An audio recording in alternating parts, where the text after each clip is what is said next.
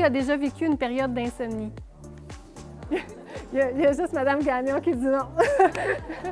Bien, ça existe. Il y a des bons dormeurs, il y a des très, très bons dormeurs, mais la plupart des gens, on va rencontrer un moment ou un autre parce qu'on a un stresseur dans notre vie. On va avoir un sommeil qui va être bousculé. Un proverbe irlandais dit ceci: le rire et le sommeil, chacun en quantité suffisante, sont les meilleurs remèdes du monde.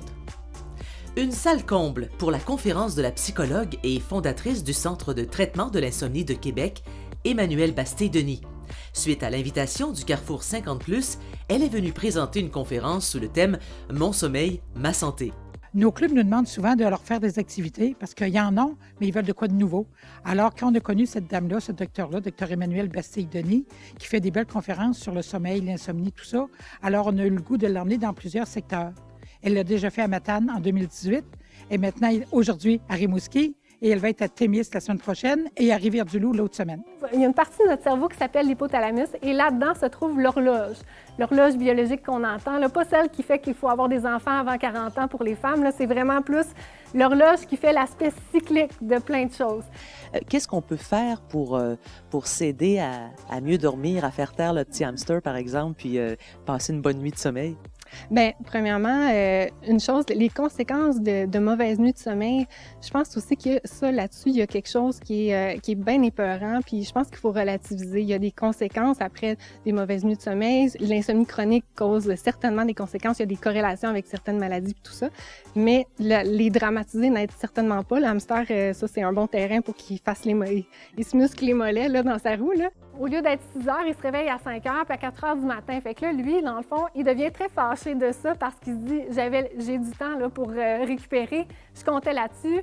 Pourtant, le sommeil, c'est tellement facile, pourquoi j'arrive pas à faire ça? J'ai géré une caisse toute ma vie. » Fait que ça, c'est un genre de profil un peu performant, que quand le sommeil arrive puis déraille un petit peu, ça les fâche énormément. Puis ça, j'en ai beaucoup dans ma clientèle, là, des gens qui vont se mettre de la pression dans leur vie générale. Puis quand vient le temps de dormir, bien, puis quand le sommeil déraille un petit peu, ils se mettent de la pression là aussi, ils veulent dormir puis ils ne comprennent pas. Donc, c'est la frustration qui est à l'avant-plan.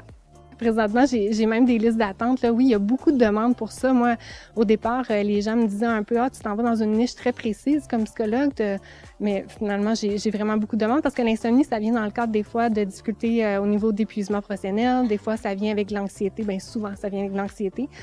Puis oui, il y a énormément de demandes. Je pense que ça touche tout le monde à un moment, vous l'avez dit au début, ça touche tout le monde à un moment ou un autre de la vie. Puis il y en a chez qui ça va résonner encore plus. Puis là, ils s'en font avec ça. Puis là, ça devient un problème pour eux.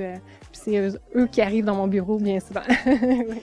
Mettons que c'est encore l'hiver, puis là, il y a le déneigeur qui passe à 3 heures du matin, puis vous êtes dans une phase de sommeil légère et vous vous réveillez. Bon, il est 3 heures du matin. OK, ben, je vais en profiter pour aller aux toilettes. Fait que là, je m'en vais aux toilettes, là, je reviens. Là, ça me prend un petit peu de temps à m'endormir, là, puis c'est pas normal. D'habitude, je dors à cette heure-là.